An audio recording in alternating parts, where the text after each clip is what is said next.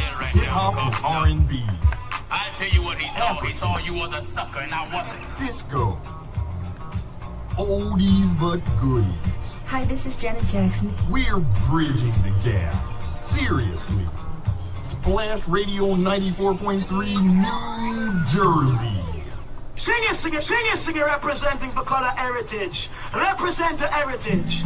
Marcus Garvey family. Color heritage family. Fashion with culture. Bobo Shanti.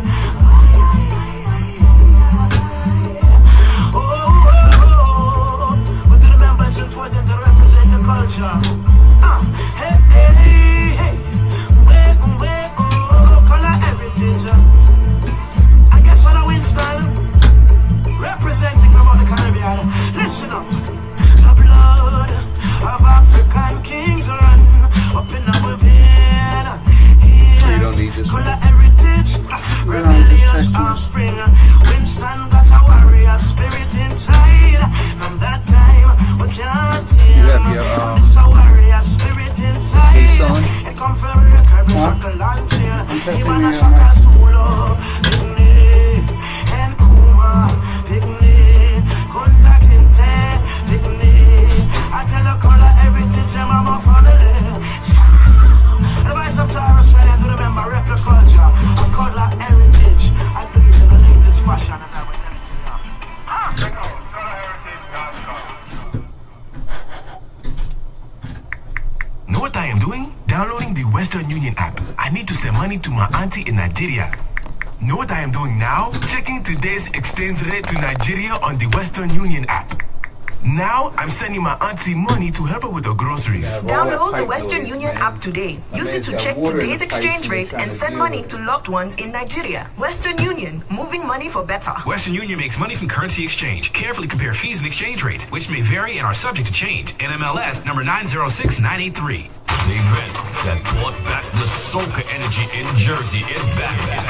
Bacchanal Productions Cold Red on Saturday, May 20th, the 6th annual Cold Red Soca in full extreme edition at the Castle, 189 Bluefield Avenue, New Jersey. Doors open at 9 p.m. $15 before 11 p.m. Pre-shots and giveaways before 11 p.m. More after.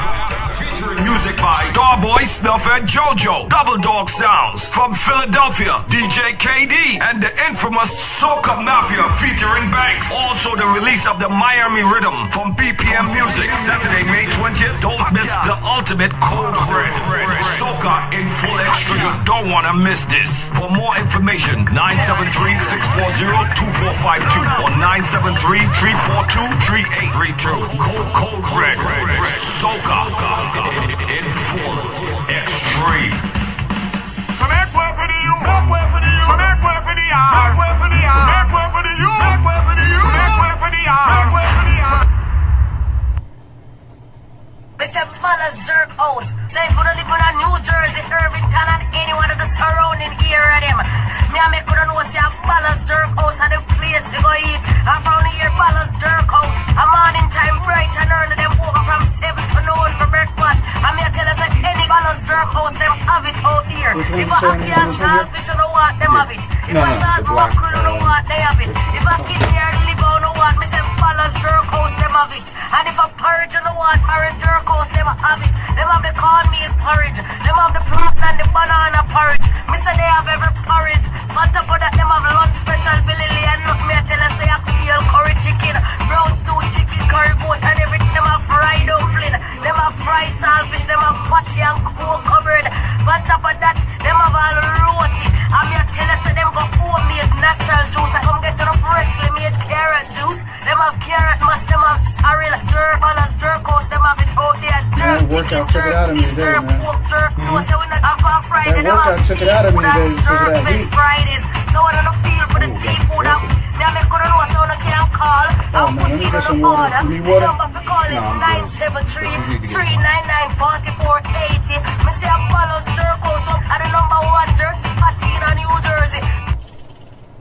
For the most authentic Caribbean food in town. Check out Sunsplash Caribbean Bakery and Restaurant. They got natural organic juice bar that'll get your day started right. Like the Power Punch, the Vegan Juice, the Mega Green, roots like the Immortal and the Resurrection. And peep this, they have an extended bakery department that whips up my favorite, the hot Hardo bread. White or wheat, that's your choice. If you're feeling hungry, just grab a bite. At Sunsplash Bakery, the food is right.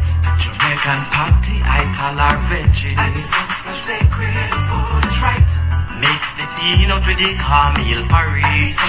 Serving breakfast, lunch, and dinner, they also cater to vegans and vegetarians with the Ital stew and the Ital aki, the soul jerk salmon and mango tilapia. And of course, they got the usual curry goat, oxtail, brown stew chicken, jerk chicken, and so much more. I mean, their menu is extended and they're highly rated. Your best bet is to just stop by or give them a call. They're open Monday through Wednesday, 7 a.m. to 9 p.m., Thursday through Saturday, 7 a.m. to 10 p.m., and Sundays, 8 a.m. to 6 p.m. They're located at 56 Main Street in Orange, New Jersey, and can be reached at 973-395-3777. If they are so hungry days, we need some more food up on we empty plate. Long time we there and we sit down and wait. Sunsplash restaurant I run the place. Everybody me say just want a taste, yeah. Let your food be a medicine. Eat well, live longer. I'm David Shepard, and I endorse this commercial. Splash Radio 94.3. Reggae, dancehall, soca, hip hop and R&B, African, disco, oldies but goodies. Hi, this is Janet Jackson. We're bridging the gap. Seriously. Splash Radio 94.3 New Jersey. Eric Dawson. Mornings at 10 o'clock. Hey, bro, you're doing a great job. Love listening to you. On 94.3. Splash Radio. Yes, ladies and gentlemen, this is yours truly, Pastor Powell from the New Dimension Pentecostal Ministries, located at 6 Southman Avenue in East Orange, New Jersey. Yes, I am inviting you to join me each and every Sunday morning from 5 a.m. until 9 a.m. on Splash Radio 94.3 on the FM dial with hours and hours of the soul-catching gospel. Join me right here on one of the great stations of all nations. Right here. Join me. Splash Radio 94.3 on the FM dial.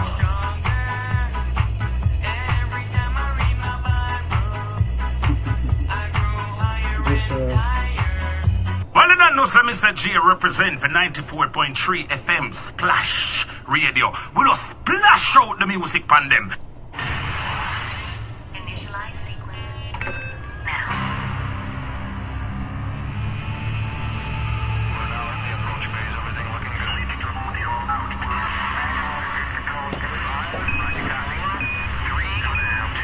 You get your water? Yeah, I need to get that, right? Him. Your attention, please. This is no ordinary show. Covering news and information for Essex County, New Jersey, and beyond.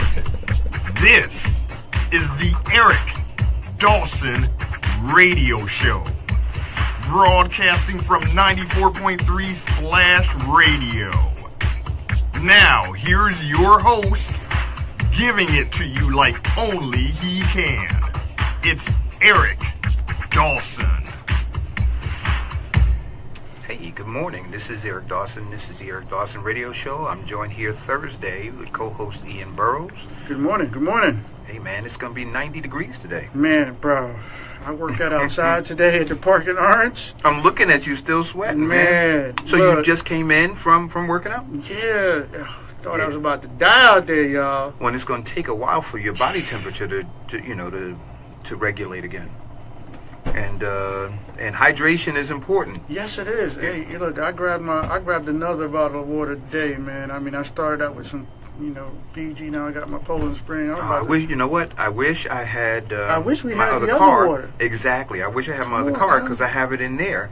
But I had who is it? Sherry Sinclair on yesterday, who was saying that Poland spring water is the worst water one of the worst waters you could drink. Yes, thank you very much for that. But listen, in a moment of crisis, you're gonna do what you got to do, man. Gotta do what I gotta do. What you gotta do. Y'all see this sweat on my face, y'all? Look, man. My grandfather always said, "Air one beats air one," man. So having something is better than having nothing. Yo, I mean, you know, we were talking last night, and we were both like half delirious. No, I was completely delirious, brother. I barely heard the phone. I heard the phone ring in my sleep, and when I answered it, for a few minutes, I still believed I was dreaming. You thought you were dreaming? I thought I was dreaming, man. I don't know how that is, yo. I don't know how to take that when my man said he thought he was dreaming and I was in his head. You know, I was the voice in his head. So I'm going to leave that one alone right there. But, man, isn't it funny that we were talking about all these shows that their ratings have gone up considerably since Trump has been in office? Well, that's what I said to you last night. Yeah, I'm serious. I didn't know who I said it to or whether I really said it or whether I was dreaming it. Hey, what's going on? Sandra from the West Coast even tuned in. What's going on? Hey, Sandra. Hey, but yeah, man. Listen, Trump is the gift that keeps on giving. That keeps on giving. And the New York Times, the Post, MSNBC, Colbert, you mentioned Bill Maher. All of Saturday Night Live. All of them. Their ratings have gone through the roof. Ratings have gone up through the roof because when you got, a joke in the White House, you got nothing but jokes on a regular basis. Satire, political satire, bro, their ratings are at peak. They haven't peaked like this since George W. Bush. Okay, so that tells you something, okay? Now, because remember, there was so many different nice skits and whatnot and jokes about Bush. And now, goodness gracious, man. Yeah, Trump has trumped Bush's jokes. Trump has definitely trumped Bush's jokes, man. But he's no joke, though. I mean, it's a scary thing what's going on with Trump, man. I mean... Well, I'll tell you this. Okay. Depending upon what station you listen to, if you listen to Fox News, there's nothing to be concerned about. There's this hysteria. We're all good. Right? Everything is going all right. And if you listen to MSNBC, CNN, then the world is coming to an end. To an end. We're doomed. So the question that I have to ask, and maybe we can explore this during some of our conversation about Trump, and there's some other things that we're going to talk about as well. Absolutely. But because there's actual news out there beyond Trump, just to let y'all know. I mean, is there? There's things going on out there besides... I would not have figured that, Isn't that the case? Like, our news is flooded with... Well, because it's about ratings. It's hyper-Trump hysteria. But it's about ratings. It is about ratings. And people understand that these are where the ratings are. And truthfully, you know what? We battle with this, and I'm going to divulge this. I think that Sherry and I are going to do it anyway. Okay. But I'm going to divulge this. Sherry and I are going to do on a Wellness Wednesday. We're going to do a social experiment because Sherry said, Eric, when you're talking about hyperbolic things, you get these huge listening numbers and viewership through social media. But then when you talk about really substantive stuff, the rating, the viewership is down. It's still around 400, but it's down, right? And so she said, you know what? I'm going to come in one day and I'm just going to slap you. She said, I'm just going to slap you. And then you and I are Is this going to be a pay-per-view event? Dude, and she said, you and I are going to get into an on-air, in-studio fight. Okay. And she said, I want to see how the ratings soar. And that'll be the social experiment, right? Because it'll be about voyeurism, watching this dysfunction take place in the studio. As opposed to people tuning in to get real news and information that can improve the quality of life. I don't think there's really a need for experimenting in it. I think we already know that happens. I think we already know what's going to happen with that.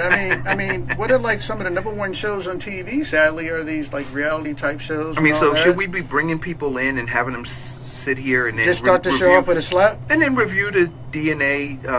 Let them know whether you're the baby's daddy, and I mean, that will definitely be the highest rated thing. Dude, we would be in there, wouldn't we? I mean, don't you remember like some of these even other shows?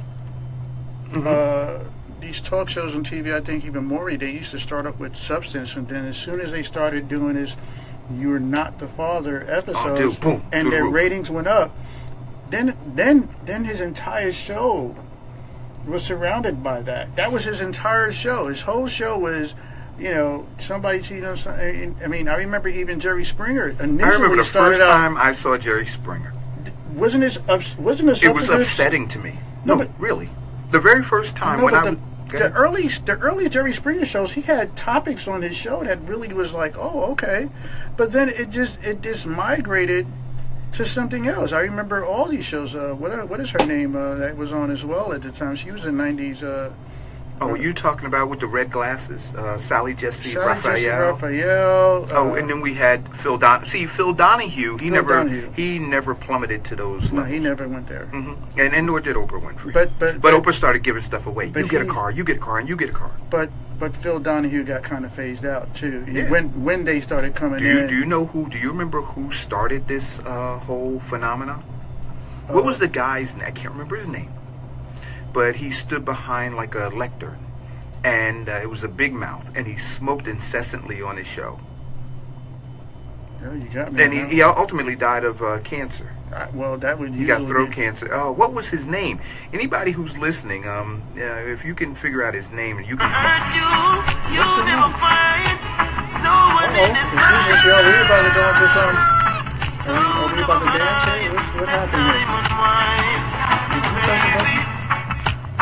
You gotta excuse him, folks. He's still halfway delirious. What's up, Brother Ham? How you doing that? What's up? Hey, we're gonna try to figure out what's going on. We'll be right back. Try to get this music off real quick. Hey, Julio, what's happening, my brother?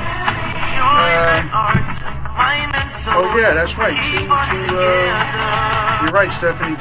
We had two deaths today. Lead singer of Soundgarden. That's right. That was a surprising one, more than Roger Ailes, the Fox News creator. So yeah, give us a second. For whatever reason, some music came on out of the blue. I'm trying to figure it out. Hey, what's going on, John? What's happening, man? Thanks for tuning in. Give me a second. This music's about to cut off in a second. Somebody's gonna figure this out. I don't know. Somebody pressed the button. What's happening, OB? This is the man in the building. He's the engineer guy. He's gonna make sure we write in like 2.5 seconds. The music's gonna shut down, and we're gonna get back to what we were talking about. Unless we can always dance and talk. I guess we can do both. Okay, so that's it. All right, I'm not so sure what I guess we're good. But we're good. Whatever happened, I'm gonna just say it was Eric's fault. Well, it wasn't me. That's why they call him Obi-Wan. Ladies and gentlemen, this is Obi-Wan. Obi-Wan right here in the building. Obi-Wan. Working in the background. You're working in the background, making it happen. You know, he's the original Obi-Wan Kenobi right there, and he comes in and he does what he does. Thank you, brother. Hey, thanks for the love. Hey. So so now the people don't get a prize because I figured out what it was. I figured out who the host was of the show. Who was the host?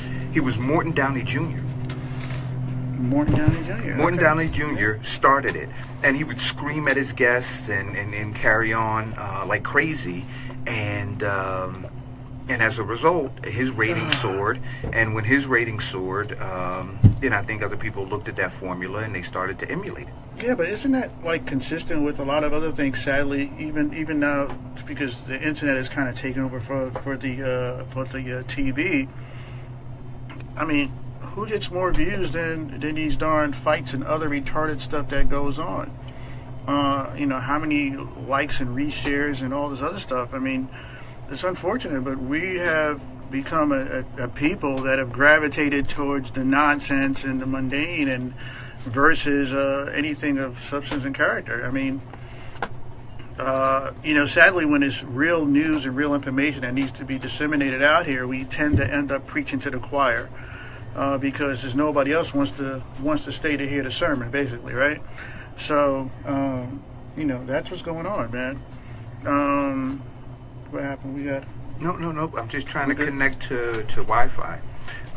You having all types of technical difficulties over there. But then the how y'all doing out there today? Y'all enjoying this weather? This global. Look, this global whatever is going on. It's hot outside. I mean, just a couple of days ago, I had on a jacket. I don't know.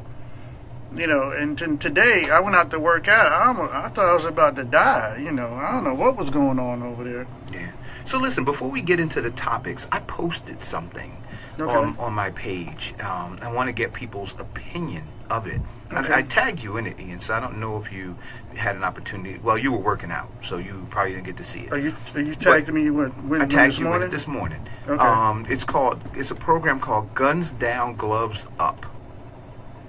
Guns Down, Glove Up. Guns Down, Glove Up. And so you can look at my page and you see what's going on, right? Okay. So what they've decided to do with gang members or whoever, they're saying, you know what?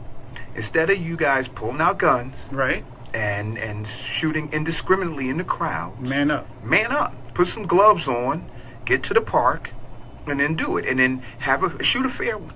Take a blow, give a blow. Take a blow, give a blow. And I'm okay with that. I think this has merit. I think it has merit too, and not only does it have merit, you know, the end result. I mean, many of us, you know, in our early years, we've had our little altercations in school. I mean, I had my share of fights in school. My boy Rob, I see you tuning in from high school. He had his share of fights too, y'all. That's my funny. Dude. That's my dude right there. But you know, the thing about that, the good thing about that, you know, you can have your fight. You know, I'm friends with some of these folks that I've had fights with back in the day. Mm-hmm. You know what I mean? And we get to laugh and joke about the nonsense that we went through. And, hey, what's the name of your page, Eric? Eric Dawson? Yes, the name of his Eric page. Dawson. Rosalind. Yeah, and yes, actually, Rosalind is one of two sisters. I hope to, you know, we're going to have a call-in later on today. I ran across their page. Mm-hmm. And I was pleasantly surprised. You know, we're talking about garbage content and what we see on TV and all this other stuff and what we see on the internet. I was pleasantly surprised to see this page through Facebook. It was Sisters and Law. And what we're talking about is two sisters, and I'm gonna keep it honest.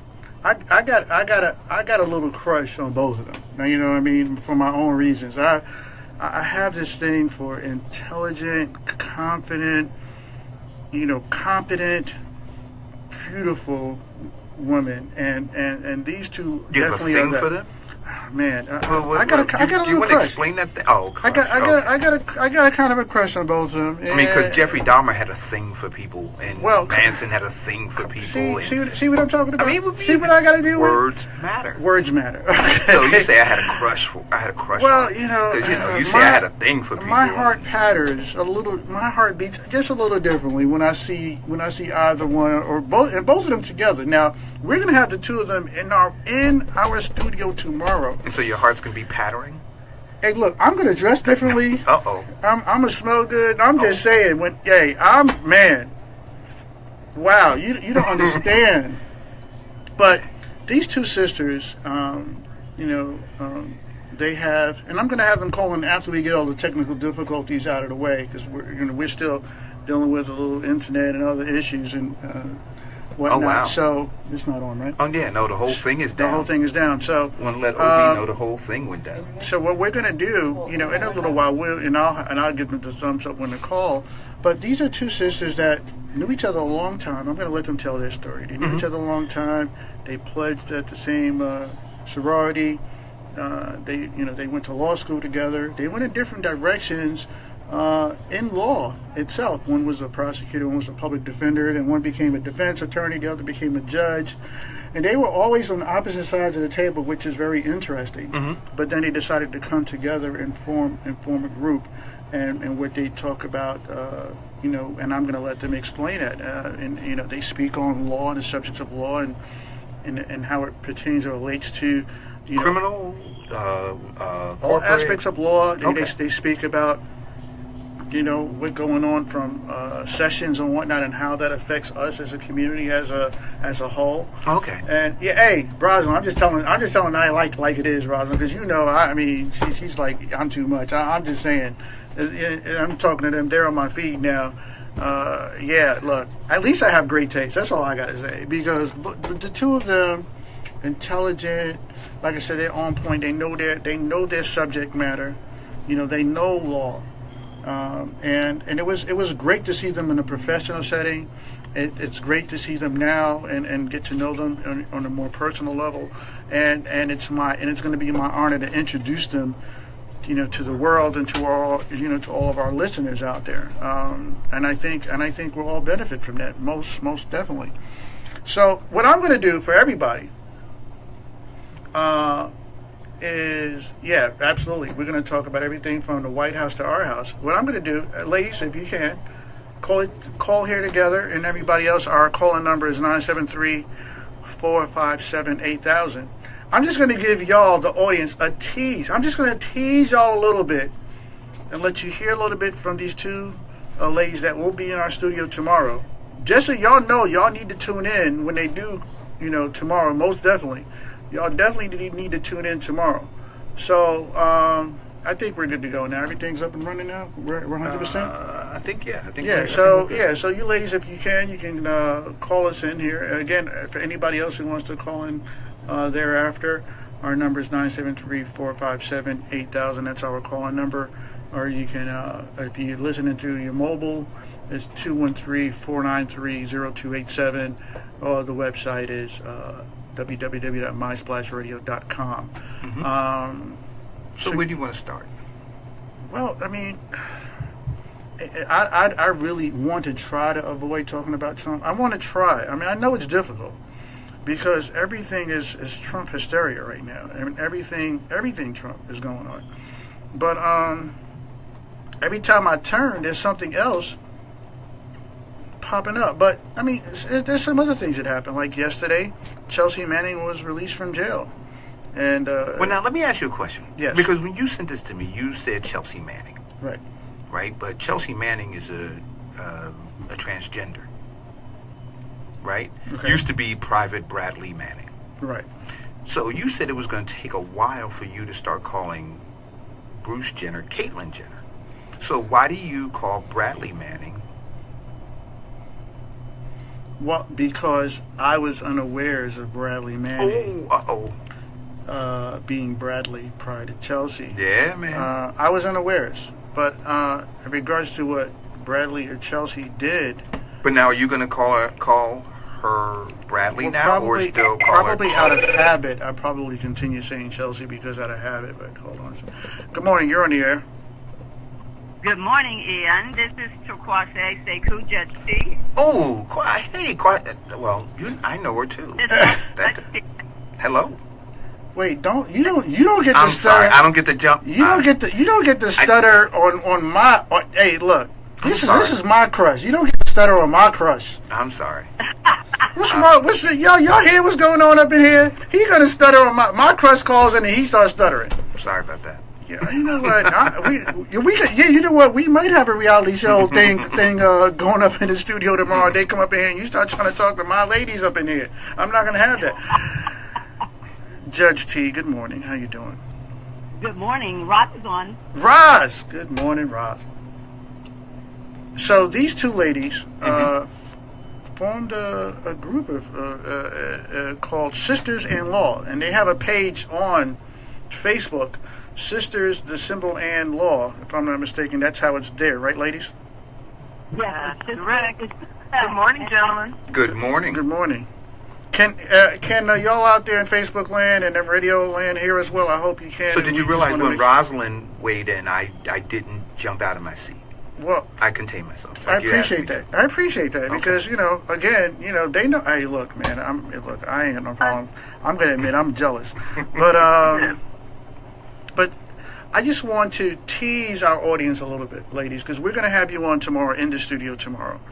And I think it's a great way to end our week with the two of you. I just want to tease the audience a little bit on what first, why did you get together? And why did you form Sisters-in-Law? And what was the premise behind it? Well, we came together out of friendship, out of a long friendship. We went to law school together.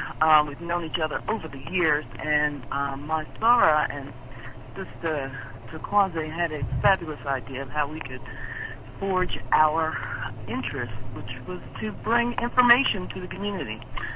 We're a little bit different, I'll say, Turquoise. Judge T? Yes. We contrast. I guess I'm more center. He's more. You break left. She breaks left. Is that what you said? Way. I break left off to the end. Uh-oh. Wow. Yeah. But nonetheless, we're able to discuss some of the hot topics of today, and it seems like the only topic of the day is Trump. But we also try to remind our viewers that there are other issues that impact the community. Absolutely. Well, that's one of the things that I say, Judge, is in as much as we spend in our community in particular fixating on what's going on with Trump, we're neglecting the issues that we can have a direct impact on right now that can affect our quality of life. And I think that it's incumbent upon people, especially I'd say leaders in our community, to keep us focused and not have us veer off track and start talking about what's going on in Washington or even what's going on internationally when right down the block we can't handle our business. Mm-hmm. So, brother, let me tell you, and this is Judge T. We do, because both of us, like Ian said, I was a criminal trial attorney before I went to the bench, and then Roz is a prosecutor, and she was also on the bench in the municipal court. But it's what we call that trickle-down effect. See, the 45th, because I never say his name, the orange orangutan, he has basically hijacked our television. But while we're being held back with the buffoonery, the trickle down, see, they keep talking about the Muslim ban and the Mexicans, but see, our Caribbean brothers and sisters, there's a lot of us out here who don't have the right paperwork also. And don't think because he's not talking about you, he ain't coming after you too. So don't get comfortable, and say, oh, everything on the news that doesn't bother me, I'm not going to watch it. That's right. If you ain't going to watch it, you better watch your back. So I mean, I agree with that. I think that we need to be aware of what's going on, but we need to prioritize it, right? In our own community. Yeah. Schools, what the kind of nonsense they're putting out in our schools. Again, you guys, Betsy DeVos, and there's a lot of people in New Jersey who have that same mindset of charter schools. Now, you will get a cross-section of people who believe in charter schools, but, our taxpayer money is paying for public schools, and a charter school is still being paid by the state of New Jersey. Now, which lady is this speaking right now? This is that's Judge T. Hey, Judge T. So what I want to say is this: be educated. So Judge T. This is what and yes, people are focusing on on Betsy DeVos. In fact, I saw I think Shavar Jeffries, who is the president of DFER, Democrats for Education Reform, post something up there today on Facebook. But as much as I love my brother Shavar Jeffries, he and I have a disagreement right now, and I try to keep it between the two of us, but sometimes you got to bring it out in order to have a real discussion. And the disagreement I have is that they took money that they had these charter school for. And look, I don't have an issue with education reform. I think that any way these black and brown children can be educated and allowed to compete for 21st century jobs, they should be educated. Having said that, though, they dumped a lot of money into a campaign this past campaign season in Newark, and wound up getting elected probably the most inept board members I've ever seen on the Newark Board of Education. And so when we're talking about Betsy DeVos, again, we're talking about what's going on in Washington, but we got a president of the Board of Education in Newark who can't read beyond a 6th grade reading level, right? We've got another gentleman who was elected and supported by many black elected officials, and he ran a fraudulent campaign telling people that he had a college degree from Montclair State University, and he didn't. And so, yes, we should be telling our people in our communities about Betsy DeVos, but we have a $1 billion institution at 2 Cedar Street that is now being run by, like I said, some of the most inept people I have ever seen. And nobody. Clean up our own house. Clean up your own house before we start talking about Washington. Is that what you're saying? That's exactly what I'm saying. There's no protest. But me, I disagree. I think we should be doing both. I don't know.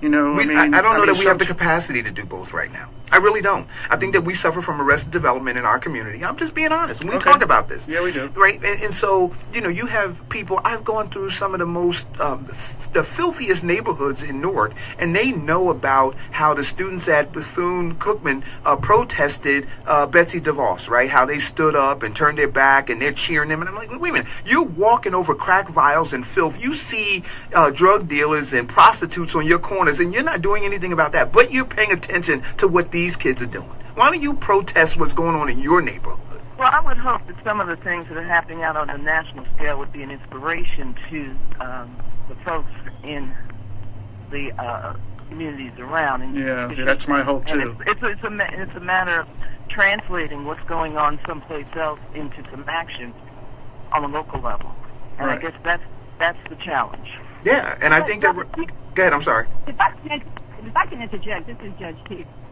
You have to understand the trickle-down effect. A lot of these so-called black folks was lockstep with Christians.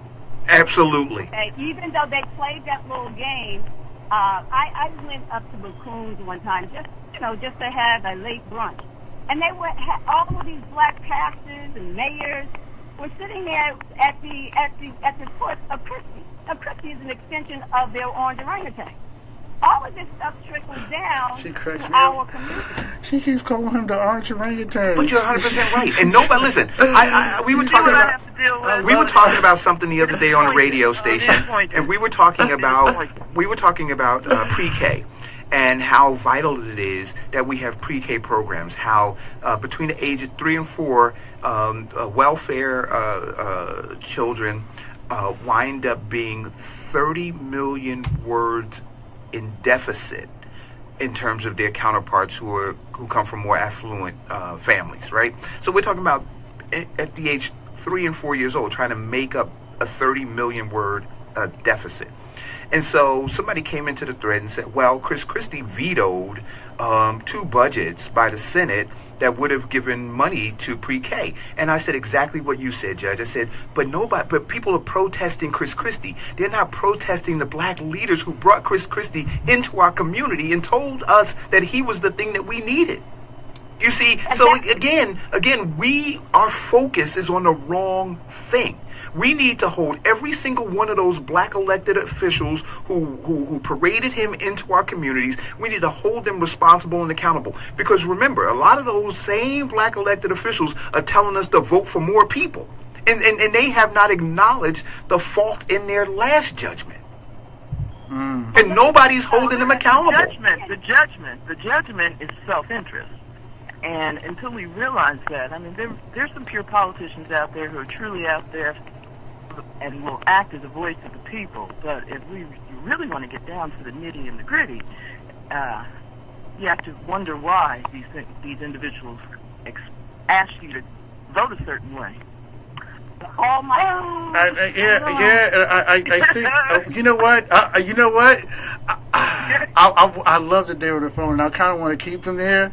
And I want them in tomorrow. I think we tease people enough. Did we tease them enough? I think we teased them enough. I think that they know that this is going to be hot. This is going to be hot tomorrow. It's going to be hot. It's going to be hot. I asked them to come in at 10 because I said, you know what? I think we would be doing them a disservice to coming at 11 because I think if we start up at 10, we might end up keep on going, and everybody be like, look, this is about 12:30. We keep going. We only have 2 hours, but I think we need this. And I love the fact that we have. It'll bring balance in the studio. We have enough. We'll break this testosterone. We'll have enough. We do have enough testosterone in here, and we do need the estrogen. And these, I think we're another hater shirt tomorrow. And these two brilliant women, I think, are going to definitely help bring balance. But I think, and this is my prediction. I think that me, and I'm not going to say which one, are going to be on one side of the table, and you and another are going to be on the other side. Because I want to be close to both of you. Because no. I'm not talking about seat position. I'm talking about position on subjects and politics and stuff like that. Oh, I can already tell. Yeah, I can tell. I think because and I think that's what works, and I think that's where the magic comes in for the two of you, is the fact that you're not alike. Like you have some differences. And some of them polar opposites, but at least the common cause and the intent is still the same, and that's a lot of us out here need to learn, is that if the common goal at the end is to improve and better the community, uplift the community, blah blah blah. Sometimes everybody has a different approach to that, or maybe a different theory on how to get there. But as long as the goal is the same, two people with different approaches can actually work together, and I think that's the great thing about the two of you, and I think that's why me and Eric work well on here. Alrighty. Absolutely. So I look forward to the two of you being in here tomorrow, and again, ladies and gentlemen who are tuned in, we have on the phone, we have attorney Rosalind Charles, and we have Judge T. Sekou in the building on the phone, and we will have them in the studio tomorrow, 10 a.m. when we get on air. Thank you for calling, ladies.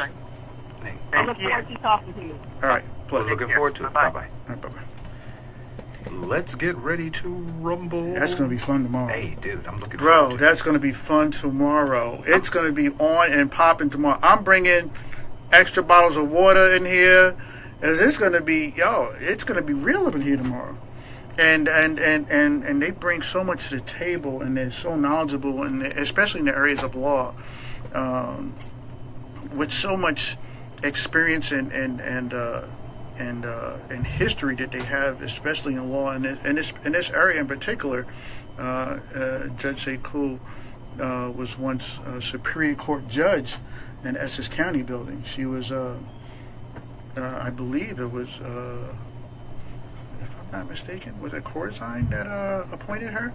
But, I'll confirm all that. But she was outstanding, and what they both represented, walking through the halls of that building, was outstanding. They represented strength and I don't want to just keep on saying this. You need wine tomorrow, not water? Yeah, Stephanie, I'll bring some wine in here, too. You're probably right. But they represented strength, and hold this down for a second. I got you. They represented strength, for women out there, and they carried themselves with this level of integrity for their clients, for their profession, and they represented well. And I would love for them to articulate how it was for them as women. As women of color, and having to deal with their male counterparts within their field as well. I look forward to all of that because it's nice to hear someone's story, because sometimes we actually hear and we can relate to some things in the person's story, or learn from it, and I look forward to these guests. I haven't been so excited about guests coming on to our show as I am right now regarding tomorrow. It's like, you ever been like, y'all know the feeling. Y'all know the feeling. Like, say, like the night before Christmas, like you can't, like you trying to go to sleep just so that you can wake up and it's already Christmas.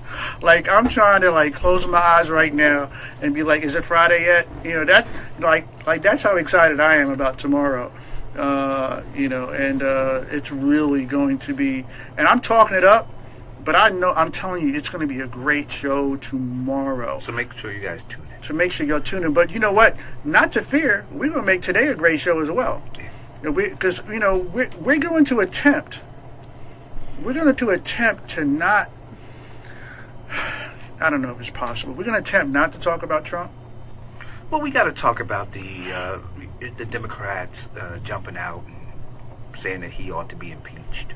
Well, some Republicans are starting to muddle around that conversation too. There's been a few. What's his name? McCain kind of. Well, but okay. McCain so let's stop for a second. What? McCain's not a Republican no more? McCain's a hater. He's a hater, and he's not this kind of hater. Does he have he's your a shirt? hater. No, but he's not this kind of hater. Stop. But he's a hater. And you know why he's a hater? He's a hater because, remember what Donald Trump said to him? What did Donald Trump say to him? Why can't we ever disagree with somebody without having to call them a hater? Donald Trump told McCain that he doesn't like heroes or something like that who get shot down. Right? Donald Trump, who never went in war and combat or anything. That guy you talking about? Nope, that's exactly the guy I'm That's talking the guy. about. Okay. But now McCain, come on, his ego was bruised. Or probably even broken, and as a result, now anytime he gets a chance to jab at Donald Trump, he's going to take that. So you can't use McCain as a litmus test for the Republican Party. And in fact, you can't use a lot of Republicans who were part of the swamp that Donald Trump said that he wants to drain. A lot of those people were not with him. I mean, understand, those are establishment Republicans. They're not with him. But here's the question I want to ask you. But does that make their position invalid? But what's the evidence? What is the evidence, the hardcore evidence that they're looking at when they're now talking about articles of impeachment? What are they? I mean, all of it is innuendo. It's hidden sources. They're memos that nobody has seen. It's what the New York Times said, what the Washington Post said. And now let's be clear about the Washington Post and the New York Times. And look, I'm not pro Donald Trump. I said that to you before. Yeah. Okay. I want people to be middle of the road and fair and honest about things. Okay. Right. So, and I got my criticisms for the Republicans too, because the Republicans, they were railing away at Obama and railing away at Hillary Clinton. And if Hillary was elected president and she was doing half of what Donald Trump is doing, the Republicans would be up in arms right now. Right. Absolutely. So and I'm saying that rightfully so. But they're both hypocrites. Yes, they are. Right. They're both hypocrites. But what I'm saying now is that there is no evidence. When we're talking about articles of impeachment, where they're evoking the name of Richard Nixon, and they're doing, do you know what they're doing? What are they doing? What they're really doing is they're making a play for the midterm elections. This is the Democrats' way, and the Republicans too. Don't get it twisted. The Republicans who will be running primary candidates against Donald Trump's candidates in the midterms, right? Mm-hmm. What they're doing is this is their way of engaging the electorate. I mean, think about how engaged the Look, a cousin of mine who I don't think has really ever been vocal about national politics put up on their page the other day, we all have to get out and vote. I said, whoa, wait a minute. Now, he's a very intelligent guy, but I've never seen him that animated about national politics. Right, but all right, and all right, let's take that slogan, let's get out and vote, right? And going back to what we said, one, I agree with that, but let's get out and vote for every level of elections. Do you think that they're trying to delegitimize the president? Do you think that from day one, I don't know if you have to work so hard to do so. In particular, even though maybe Twitter's only been around but so long, this guy always finds a way, whether speaking publicly or via Twitter, he always finds a way to put a foot in his mouth. Well, sometimes he puts both feet in. Yeah, I agree with that too. I'm just saying, I don't understand how does a person? First of all, the position itself comes with a target. Mm-hmm. The position itself comes with an automatic target. He makes his targets 10 times bigger by the things he says and does, and then he wants to cry victim. They just witch hunting and stuff like that. Dude, if you stoofu, as we say, STFU, you know what that stands for, and focus on certain things and do the job as it should be done and represent the people as you are supposed to, you would have lesser problems, and you won't be as newsworthy. You won't be, these sitcoms and SNL won't be hitting on every point. Everybody's getting higher viewership because of Trump. What's his name is back on the map. He's now host of Matt's Game. He's on SNL filming, doing the Donald Trump bits. What's his name? The actor, he does the Donald Trump impressions now. I mean, the guy is Alec Baldwin. Alec Baldwin. I mean, who's always been famous, but he's the man right now. I mean, when you see, and Rosie O'Donnell wanted to come on, and she wanted to play Bannon. She begged. She's been begging SNL to give her an opportunity to play Bannon, and SNL has declined. And one of the things I read yesterday is they said they declined because, this was their reason. They said they declined because when you approach comedy, you can't approach it from a position of hate. And Rosie O'Donnell, she hates Donald Trump, and she hates Steve Bannon. But I gotta tell you, I don't think that Alec Baldwin is terribly in love with Donald Trump. And I think that, I think they're doing Rosie O'Donnell an injustice regarding that, because she's also a professional, and she understands comedy, and I think she would bring something to the table. And I personally, I would love to see it. I would love to see her interpretation of that myself. I mean, she's a talent that you can't deny. What she has brought to comedy, to women in comedy and stuff like that. And I would love to see her interpretation of it, regardless if they feel it's coming from her quote unquote hateful position and things of that nature. But I would love to see it. But Judge T, who was on the phone with us, she's in my thread, and she mentioned something about Article 25 of the Constitution can impeach the president if he seems to be, I guess she meant to say, to be mentally impaired. That doesn't mean crazy, but the inability to understand the process. That's what Article 25, as far as the part of one reason to impeach.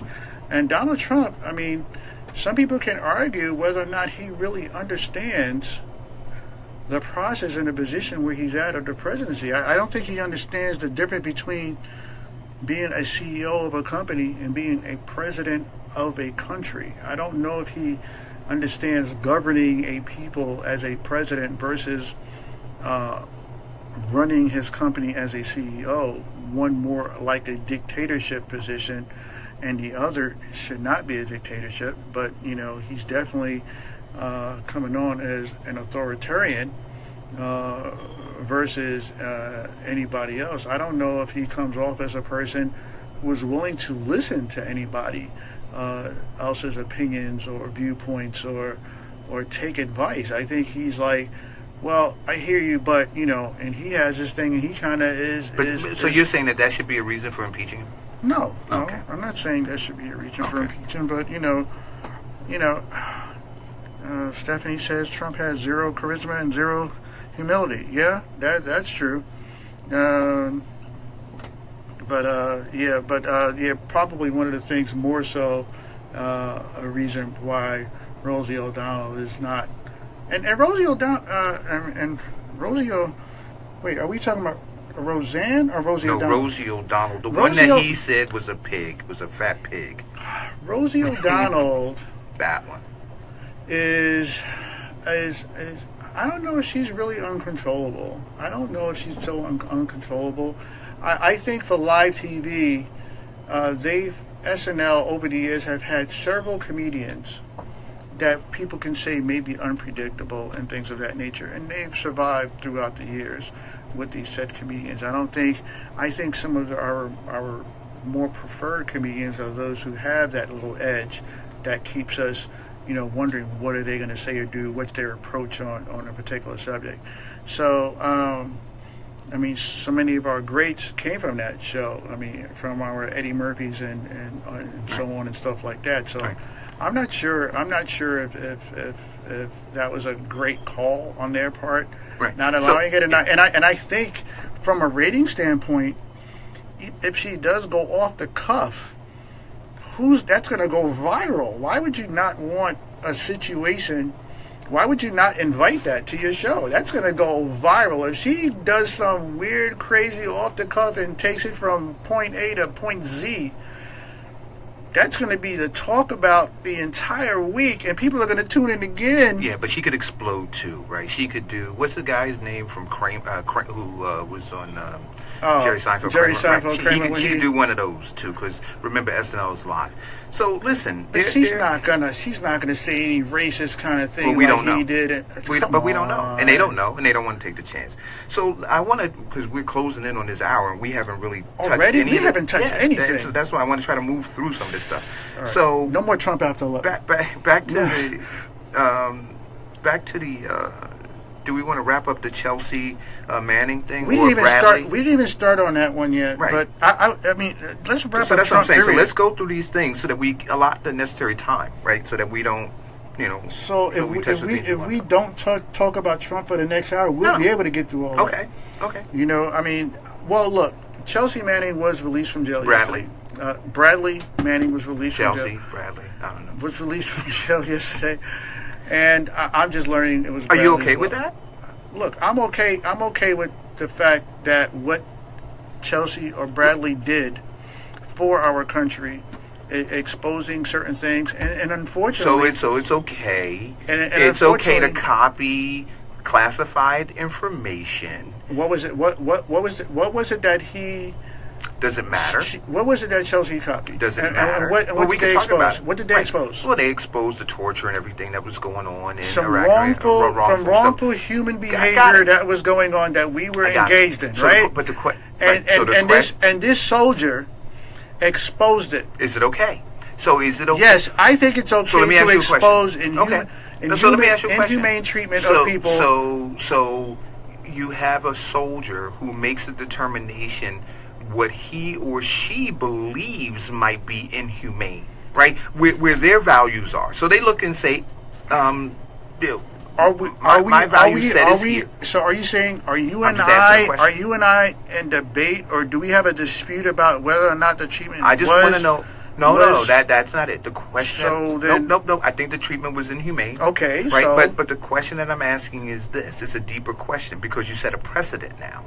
Okay. Because if one says, "Well, I believe that this is inhumane, so I'm going to go and release this information," now you have somebody else who has a disagreement with a policy or something else, and they say, "Well, I think that this triggers these things across the nation or across the world, and so I'm going to release this now." An example and so, of what? But what was it? But what was? But what was it? Might be. But what was it that was released that should have been? But what information did this soldier choose to release that was to the detriment or that harmed the country in a way? Was it something that was? Yeah, Stephanie's right. So what about Snowden? No. My question is. Should Obama have said so here's the question. Why didn't Obama say, you know what? Yeah, Chelsea Manning, release her. Snowden, bring him back. This is where I'm at. I think Snowden's a hero. I think Chelsea Manning's a hero. I think what's his name from WikiLeaks? But see, the idea that we get to pick and choose, right? Because my problem there's no standards. My problem is there's a freedom of information and there's a freedom of press. There's a freedom of a couple of things that we are allowing our government to erode and take away from us. Right? We're allowing this to happen in the name of security. What is that we always use? They always use this term, a national security term. And it's a way, in my opinion, it's a way for our government to continue to hide and take away and erode our rights. All right, caller, we got a minute and a half. Go. Peace, fellas. This is Farrakhan. Good morning, got a minute and a half. Go. What's happening? Good morning. Eric, to your point about whether or not a soldier should be able or allowed to take his own discretion if he sees something is right or wrong. Mm-hmm. That would be like saying, is it right that police officers stood by and allowed for unjust laws during the civil rights movement to happen? If something is wrong, it's wrong, and you don't defend it. Exactly. I don't care who's telling you to do it. You never defend it. Or it's wrong. It's wrong. Exactly, Farrakhan. And how about even this point? If a police officer's on a scene, Like, say, if a situation where Eric Garner is happening and they feel something is wrong and you shouldn't have your arms around his neck and they choose to say something and speak up and jump in, they shouldn't be ostracized by the police community. Instead, they should be embraced by the entire community. And that's exactly what happened here, I think, with Chelsea Manning. Yeah. So what I'm going to say The only time you got to stand up for a lie is when your mom is telling it and she tells you to be quiet while she's telling her story. Hey, Farrakhan, I know that's right. I know that's right. That's the only time. Otherwise, if it's wrong, it's wrong. If it's wrong, it's wrong. You know, a blind soldier, what could be more dangerous than that? You know, what could be more dangerous than a person saying, okay, it's okay to send the people to the gas chamber because the boss said so. All right, thanks for calling, brother. We're about to go to commercial break. I appreciate it. And I'm going to address this with 2 minutes when we come back from commercial break, because I got an opinion about that. All right. All right. We'll be right back after this break. Hold on, folks. We're going to take a quick, good morning. How y'all doing? Yeah, we're taking a quick commercial break. We're off the air right now. Are we on? I'm not sure exactly. I don't know what's going on. We might not go to commercial. We'll find out. So, can y'all still have me out there in the wonderful world of Facebook?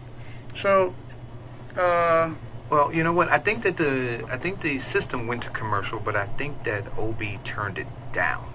So we can't hear it. No. We're just going to continue. Can y'all still hear us? They can hear us. We're going to continue to go. We're going to continue to go. So then, all right. So rebuttal. Okay, you said you had something to say. Well, then say it, darn it. It's your name of the show. So here's what I'm going to say. Okay. I despise the blue wall of silence. I think that when an officer does something wrong, it should be reported. I think that when you have, but there's a chain of command, right? So no. Let's talk about this, right? Okay. So you have an officer who should go and follow the chain of command in reporting what he or she has seen. Snowden made that attempt at first, and then it went nowhere, and then that's when Snowden exposed it. But go ahead. Okay, so when Snowden went to, and so I'm going to ask you to give me the chain of command that he attempted to go through when he gathered the information and he went to his superior and talked about it, and then it went nowhere. It went absolutely nowhere. And sometimes, and look, I'm a military guy. Shout out to all the Marines out there and all the other military guys too. But Marines, semper fi to y'all. We understand what chain of command is, and we respect chain of command, but we also understand and respect what we see as what is justice. We know some of us know what justice looks like. All right, and we know what justice sounds like, or at least what we feel is supposed to look like and supposed to sound like. So, if we see injustice taking place, and we try to go the quote unquote correct route at first, right? We want to go the right route. We want to go use the chain of command. We go to our immediate supervisors, et cetera, so on, and we say to them, hey, we say to them, hey, such and such is going on, and, I need you to check this out. I need you to look into it, right? And if you see it falls on deaf ears, and you feel that, and you see the injustice as you understand, it's still taking place, right? What is your responsibility as a human being at that point? Do you have a responsibility as a human being to then say, you know what? I tried it their way. I tried going through the proper channels and telling them, hey, this is what's going on, and it seems, and I still see this injustice on every day. I still see somebody being tortured. I still see this certain person in uniform abusing their position and stuff like that. I still see these things, these crimes against humanity going on. Should you stand idly by and do nothing? Should you stand idly by and say nothing? Is that what we have become, a nation of cowards? Is that what we have become now? Or is it not our responsibility first as a human to speak up, to say something, and to do something. Is it not our responsibility to do those things? I mean, I think it is. You know, and so because I think it is, you know, I think that's our responsibility. Because I believe that because I believe that in my heart of hearts is why I don't see where Chelsea Manning, Snowden, and others who were quote unquote whistleblowers have done anything wrong. You know, even there's a guy, a CIA, John Kiriakou. He worked as an analyst for 14 years for the CIA. You know, he he's one of the people as well that was a whistleblower regarding the same thing during the Bush administration. He also was a whistleblower about the torture and other things like that, along with Chelsea Manning. You know, he was investigated by the FBI and he was found, you know, not guilty on certain things, on espionage charges. Look him up. I believe his name, I know his first name is John. His last name, I believe, is spelled Kiriakou, I believe. So he exposed that. He was investigated while during the Bush administration, and again, a CIA analyst for 14 years. He, you know, saw something. He said something. He was investigated by the FBI. He was later, left alone. But when Obama came in, he signed for a secret order to reopen the investigation against that CIA agent. Okay, so me personally, this is one of the things I'm going to talk. We're going to have fun talking about. You know, is that to me personally, my own position is, you know, I don't care what party's in office. Injustice, injustice, and unfortunately, both parties, in my opinion, have taken on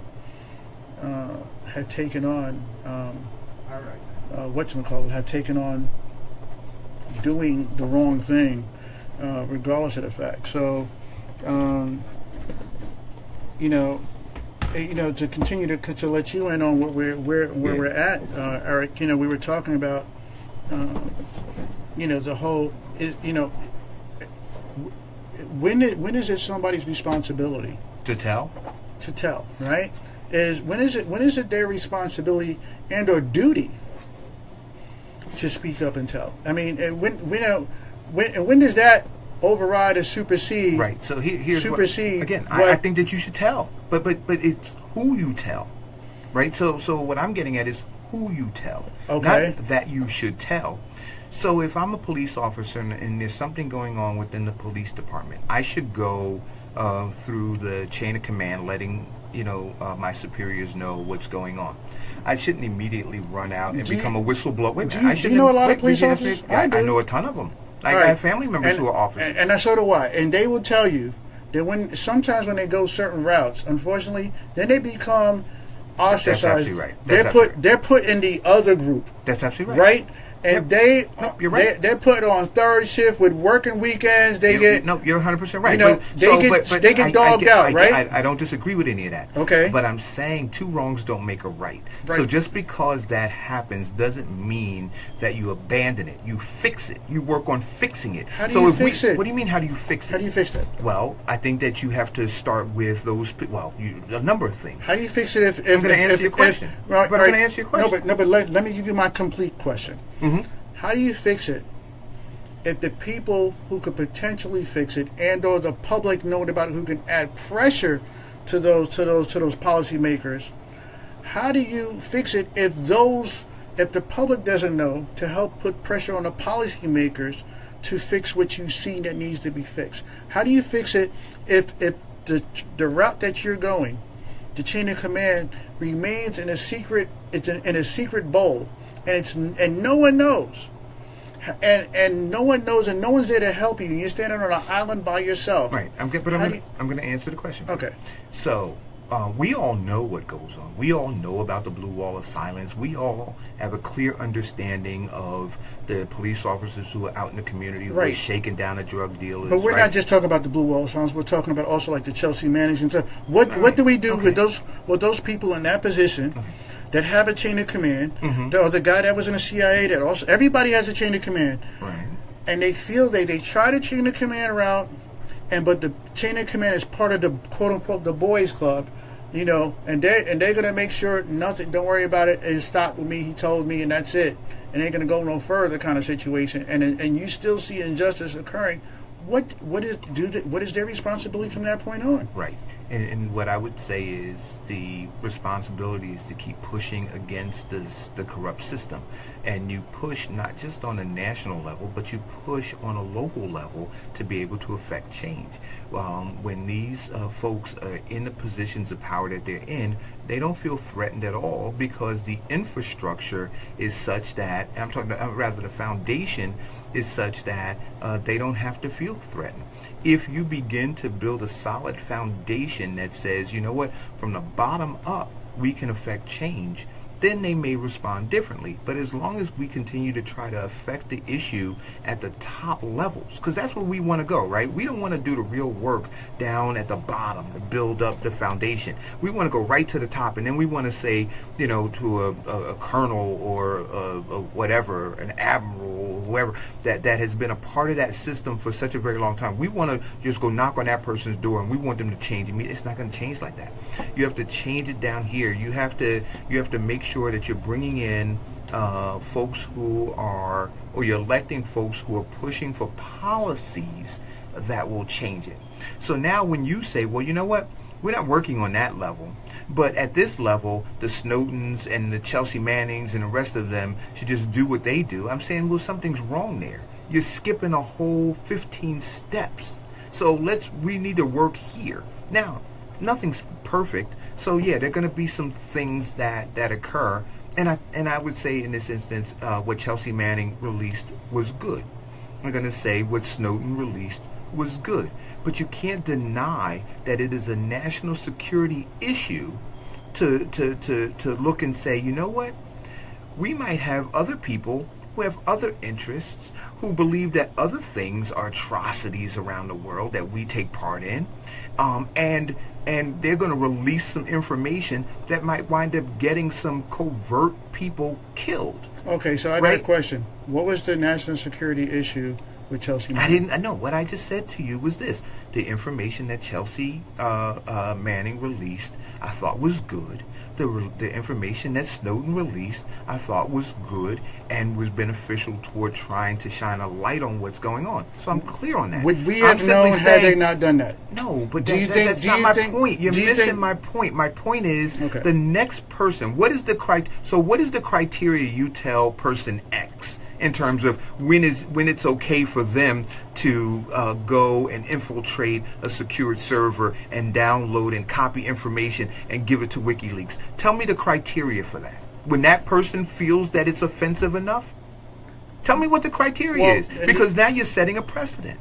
And the other thing, which no. Well, what's the criteria? See, because you can't give a criteria, right? Because it's subjective.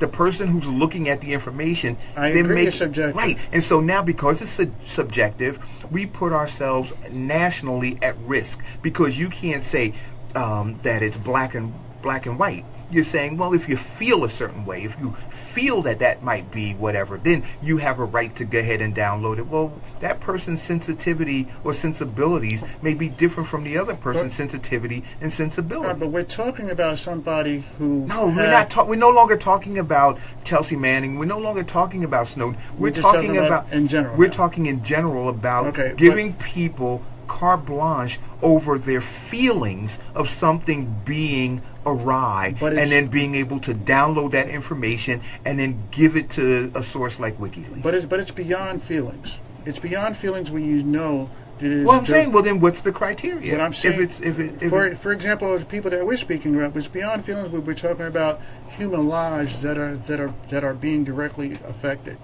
We're talking about human lives that are currently and also future people that will be tortured because. But you're still talking about Chelsea Manning. But I'm just talking about a few things because, all right, based on what you're saying, let's go with what you're saying. What you're saying would be great and wonderful if we go the textbook route every single time.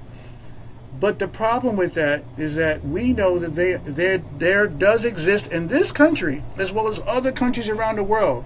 But sadly, in the quote-unquote the country of the free and home of the brave, that we have political prisoners in this country. So if we have political prisoners in this country, that means what? That they're imprisoned for something not necessarily a crime per se, but because of what their mouths are saying and the uproar of what they have to say is going to bring to the powers that be. That's why they're imprisoned. There's a gentleman that was. I'm not disputing, but I'm not so disputing because those things exist, we have people who are jailed to be silenced. We have people who are jailed and have been who will die in jail, who have died in jail, who have been in jail for decades, to silence them. So, and if you're like, I'm going to try this quiet route and nothing is going on, and you feel you need to let as many people know, so that's what I'm saying. So that's the criteria. So because what could have happened, she could have been, if she would have went the quiet route, she could have been jailed and nobody knew about her. Nobody would have known about it, Chelsea Manning, and there would have been no public pressure on the president and other people to commute her sentence. She was sentenced for 30 years. There would have been no public pressure to commute her sentence at all. She ended up being incarcerated for 7 years. That's the longest for any person, any whistleblower has been locked up. That's the longest that any whistleblower has been locked up. I get it. So and it's my belief. So your criteria is if you. So for any person who's working in an environment where they have access to sensitive or classified information, what you're saying to them is this: if you see that it is that something's going on that you believe doesn't align with your values, right? Right. And then you've taken it to your superior or superiors, or you follow the protocol in the chain of command, and you've gotten no result or no satisfactory result, because it's all about what you have gotten. And if you haven't gotten that, then you are within your rights then to go and release that information wherever you need to. That's what you're saying the criteria is. Well, and yes, I'm saying that, and the reason why I'm saying that is... And you're saying that you don't believe that poses a national security... Well, because this is the problem. Who determines what is confidential, secret, top secret, etc.? There are things... There's been a program called COINTELPRO that's been considered, what? During the time that it was practiced. When the FBI practiced this program, it was a secret program. It was a confidential program. So the powers that be determine, they can define anything as in the way of national security.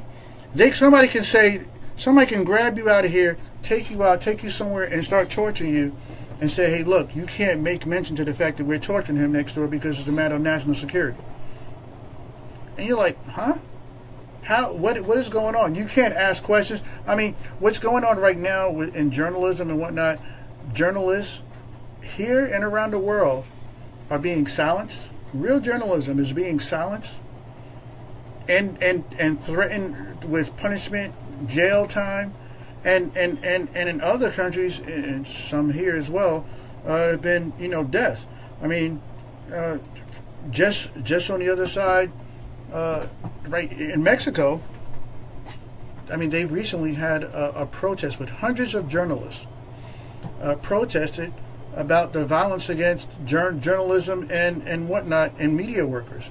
I mean, there's been Javier Valdez, Ferreto Alvarez, Maximo Rodriguez, Mavaslava Breach, Cecilia Pineda, Ricardo Monolui, and others have been killed recently, assassinated journalists for bringing news and information to the people. That's how extreme it's gotten over there.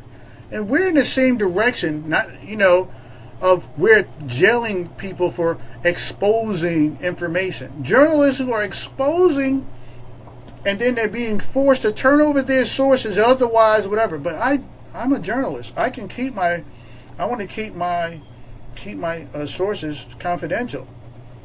But it's my job as a journalist when I get information to tell it to the people. That's what I thought the journalist's job was. Oh, I agree with that. Right? Yeah. But that's what's going on.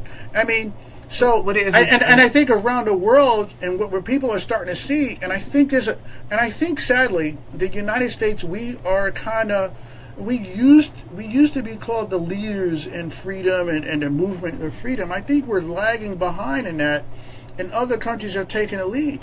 I mean, I think wait. You made that statement. What do you mean we're lagging behind? Well, I mean, as far as I think there's a theme. There's been a ongoing theme nationally. It's been going on in Greece and other areas around the world that people are uprising and are sick and tired of saying, you know what? We see there's a few that are benefiting off the current system that we have here in government, whether it's the economic system or political system. It's benefiting the few. We want a system to benefit the masses, the majority. Mm-hmm. And I think that's a movement that's going on. There's several movements going on nationally. I mean, there's going on in other countries as well, internationally. And we're talking about in the Middle East countries. There's been uprisings and protests in Greece, all throughout Europe. I mean, there's a guy in Britain. But you said that we're lagging behind. Yeah, I think we're lagging behind because if we want to be honest here, our system currently benefits the few versus the masses as well. I mean, we had a gentleman who wanted to try to bring balance to that. Somebody who we both were supporting in the political process, and who was cheated out the process by the DNC, and this civil case is still in court right now as we speak.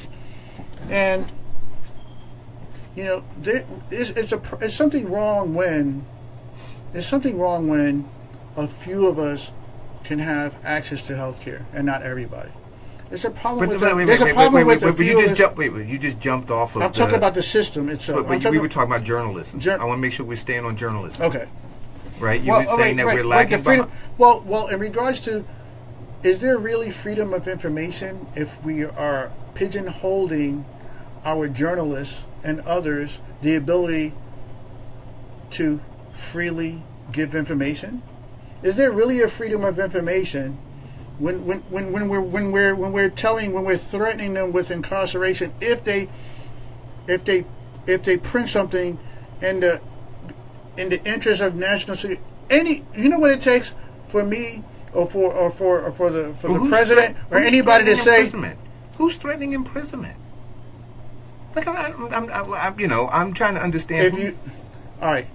I'm saying here in America. I'm not talking about in Mexico or other places. I'm saying here. Haven't journalists been told not to print things? Journalists been? What's the proper word? See, now this is what I'm gonna say.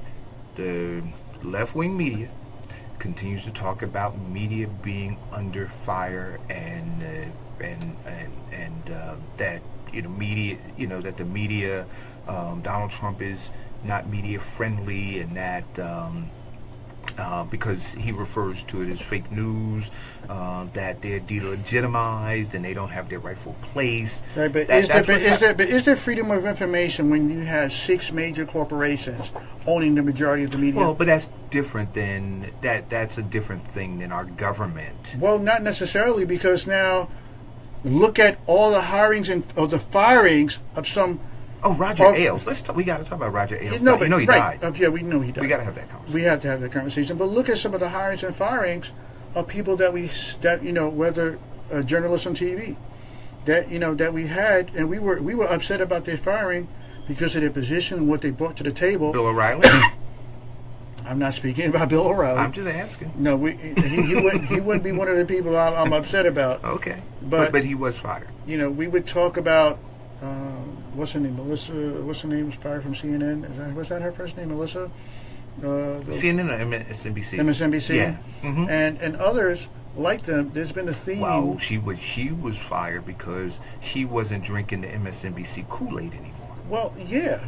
But my thing is Joy, Joy is drinking the Kool-Aid with a big McDonald's straw. Well, and you get this. So in other words, if you play ball and you get along to whatnot, but is that journalism?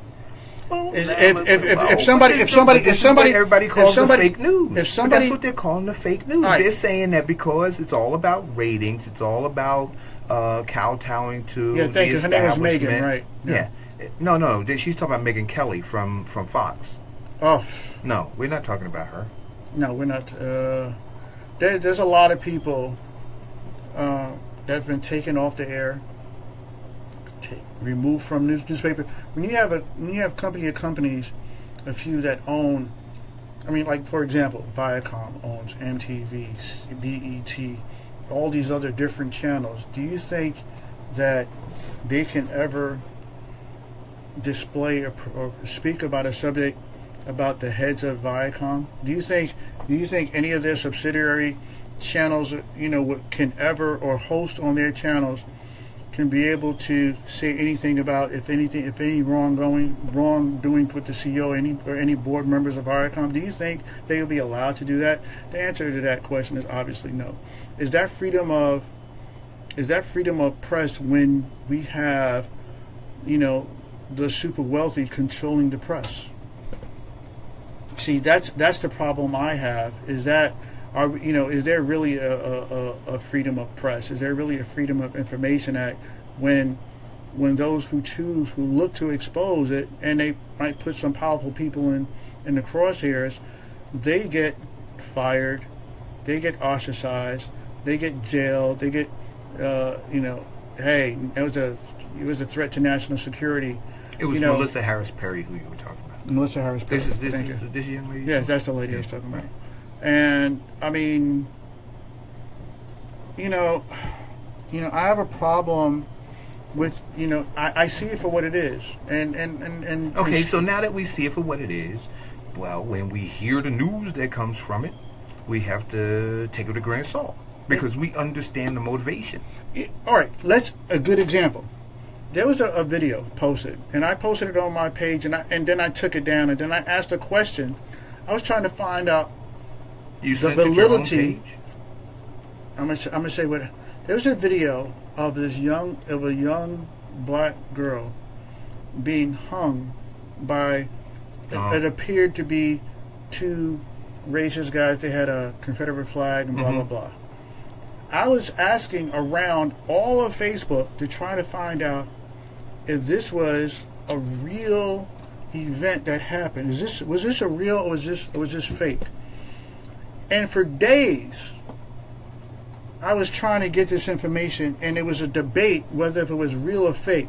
That's how bad the information is now. When we can't trust the sources of information, well, you where can't they're coming trust from. fake, but you can't trust Facebook. No, but people come on. No, what? Stop. No, I found it. No, I'm not saying you. I'm saying I found this video, and I wanted to know if it was valid. Right. It was going viral. I was trying to find out, is this to the point that I sent it out. But here's the thing, right? I sent it out to police officers, friends of mine. But anything that goes viral that you don't see, and I'm not saying necessarily that you should solely trust mainstream media, but I am saying this to you. If you see something here's a quick tip.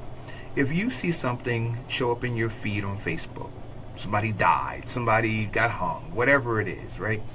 Before you hit share, just do a tiny bit of research, right? Just Google that incident. But that's what I did. And then when you Googled it, I looked under Snopes, whatever that is. I looked on so many other different things to try to find out. But I'm saying to you, when you hit Google, right, to Google black girl gets hung by KKK kids, right, or whatever you Google, if you didn't see it show up in your, say, top 10 of your Google search in reputable pages. Now, what do you call reputable? Well, what I'm going to say to you is this, that even though I believe that CNN, MSNBC, ABC, CBS, Yahoo, a lot of them are slanted left in their views, they're not going to tell you somebody died who didn't really die. Okay. So you can use You those believe that?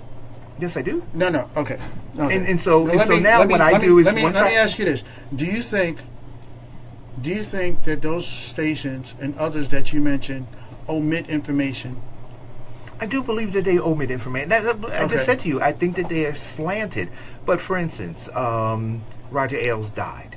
Okay. Oh no! Who was the? There was something a while ago, and and it was all over Facebook saying that some celebrity died. And so people literally started sharing it, and then people were going in and saying, "No, that person really didn't die. Take it down. They didn't die, right?" And then folks had to go and look, and they're in a frenzy, taking it off of their pages. Right. I'm saying when you get that information, if you just Google, "Did such and such die?"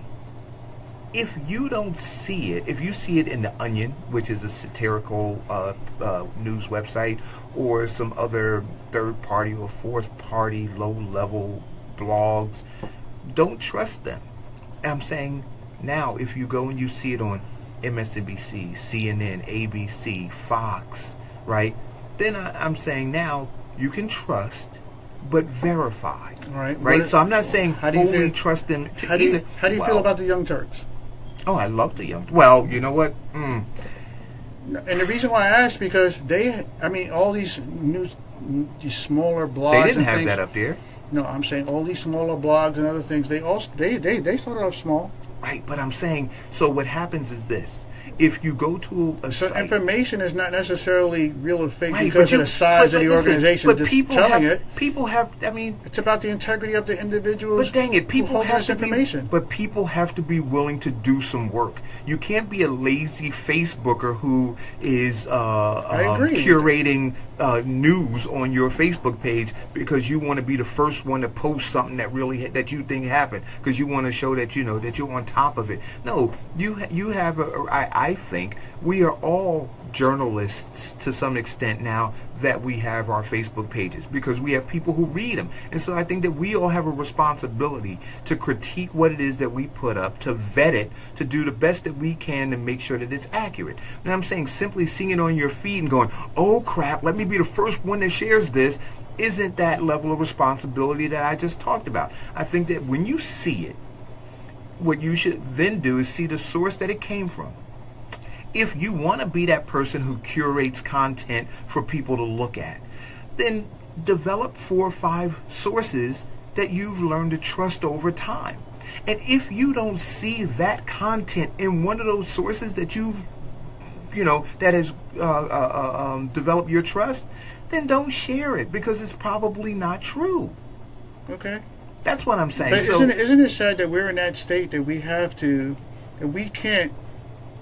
I mean, let's be honest. Well, listen, it's no different than when we were kids, right? Do you realize, somebody on the corner tells you something that ain't true. Then you run around and tell people, and then find out, like, oh, John didn't really know what he was talking about. Okay. Told Ian this thing. Then Ian went around all day saying... Did you know that Fox News registered themselves as an entertainment organization, not as a news? So a lot of people don't understand that. What that means. That means that they're not responsible for giving fake news. Because it's for entertainment value only. It's almost like the WWE, right? They had to change from the WWF to the WWE because they said, look, we all know it's for entertainment only. It's not real wrestling going on. This is choreographed stuff, blah, blah, blah. You need to let the people know this is purely for entertainment. They had Jim McMahon up on the hill listening, being questioned by all of Congress and whatnot about it. Jim McMahon, a football quarterback from what I'm talking about. What's his name? The wrestling dude. The wrestling dude. So didn't Donald Trump shave his head? Yes, he did. But and he wasn't orange at that time. But they were forced to let the public know that they were there for entertainment only.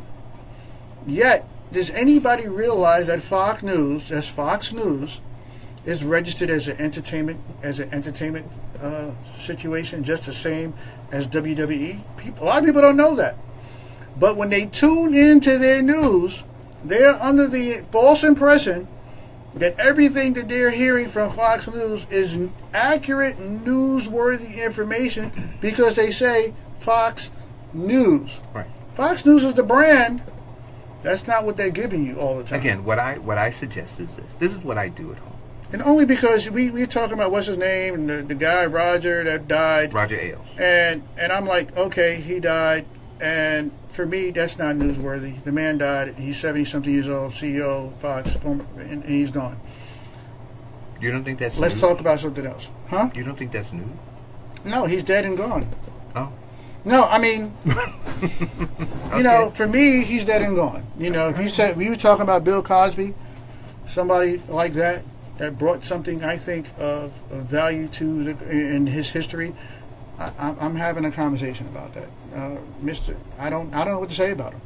I'm sorry, condolences to the family and stuff like that, just like I would say to anybody else, but what type of human being he was and what he brought to the table, I mean, I don't know. Anybody that brings home Bill O'Reilly, for me, where they stand, for me, in my, I don't know. Condolences to the family, and beyond that, I have nothing else to say. If you have something to add to that, I mean, please do. I don't know what else to say about that. Well, I think that it's news in that he created, in the midst of having left-leaning media, he created a platform for conservative. That competed and heavily competed, and actually wound up with, some of the top-rated shows. I agree. Yeah, I think that, and so for a guy like that, I mean, you can say what you want to say about his politics. I mean, I like Gotham. That's on Fox. I like Gotham. Yeah, well, you could say that's what one you of my want to say shows about the guy, but, I would say that, and he was also accused of, sexual misconduct and such, right? Sued, in fact. Wait, who was? Roger Ailes. That's the guy. No, I know that. So my whole thing is, that's what I'm saying. So that's not news? I don't know. I'm just asking. I mean, yes, it's news. I mean, if somebody told me George Zimmerman died, how would I feel about it? And if I'm going to... And George Zimmerman, that's a whole different story. I shouldn't even have started that one. Yeah. Because I don't even understand. I don't understand. And I'm gonna need my judge and my attorney to keep me on the legal side of this. I don't understand how. Well, listen. What I think about Roger Ailes is this: I think that a lot of the people who were tormented by him, right? I think that my hope is that did they having a party? That they can find. No, I don't think that they're having a party, and I hope that they can find closure. Usually, if you're tormented by somebody, you hope that you can find closure with that person, that you get an apology from them, and they make amends and those kinds of things. Do you think people of power in that position? No, I don't think he did. And like him, Trump, and others, ever apologize for any wrongdoings at all? Or are these people so narcissistic, etc., that they are above being called out for being wrong? So here's the deal, right? When I posted this, okay, I got one of my really good friends who said, he used an expletive that begins with the letter F. Okay. Right? And said... Foxtrot? Yeah, Foxtrot. Okay. He said, so what? He said, Chris Cornell died today. You know who Chris Cornell is? No. or was. No. So Chris Cornell was a musician who played with Soundgarden. Oh yes, that's right. That's right. That's right. Now that's newsworthy. Okay.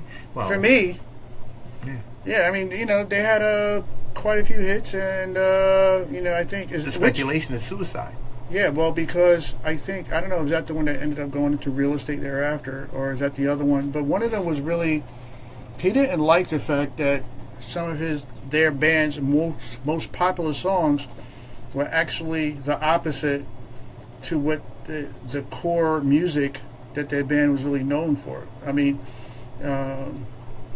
they had a lot of ballad-type rock ballad songs that were off-the-chart classics, and he hated the fact that those songs became classics versus more their harder music library. So I know that, and they broke up, and one did go on to doing real estate and stuff like that. The other one, I forgot what the other one was doing, but the one I think that one that you're talking about, he was very angry with the fact. Stephanie, call in if you know differently. He was very angry with the success of some of those other. Are you suggesting that's why he committed suicide? Well, I don't know. I mean, they said that he had just done a set either that night or night before, and the people who saw him said that he was jovial. Well, some people just aren't satisfied with certain things. I mean, why did the guy Milli Vanilli, and all these other things, or the guy from Crisscross and other things like that, why did they, end up, where they, committing suicide or what have you? So, I mean, I'm glad that we got away from the other orange topic, but. Well, so okay, so here's the next topic that you want to talk about. Okay. I'm gonna read the headline from Newsweek. It says, "Man gets 49 years prison for murder of trans teen under hate crime law." Right. Now, this is my thing, and this is one of the things I'll probably go over and ask the two sisters tomorrow that I'll be here tomorrow. Again, ladies and gentlemen, definitely tune in tomorrow. Do you think he should have been convicted? The answer is yes. Of course he should have been convicted. Do you have a problem with the 49 years? My problem is the application of laws. My problem is the application of law. My thing is, if somebody gets, whatever the crime is, why does the value go up or down depending on who the victim was? It's a loss of life, period. When we start placing a value of one life over another, like we do everything else, that's a problem for me. So wait a minute. Let me be clear on this, though, but so that we can give context to people. Was this I don't know if you saw the movie Crying Game. Yes, I did. Right. So was this a crying game kind of scenario? Did he not know that his partner was transgender? I think that's what started out, and then found out that was the case, and then yeah. So Joshua, it says Joshua murdered his former partner, 17-year-old Mercedes Williamson, in 2015 after a friend told him the Alabama-born teenager was a transgender woman. Yeah, I mean, if you're a heterosexual male and you find out that you've been he tasered her in the chest. I'm not justifying and then this. stabbed her multiple times with a pocket knife. No, look. As she tried to run away. Right. He chased her and struck her with a hammer. Now, this is my thing. How did he, Joshua, who killed the transgender partner of his,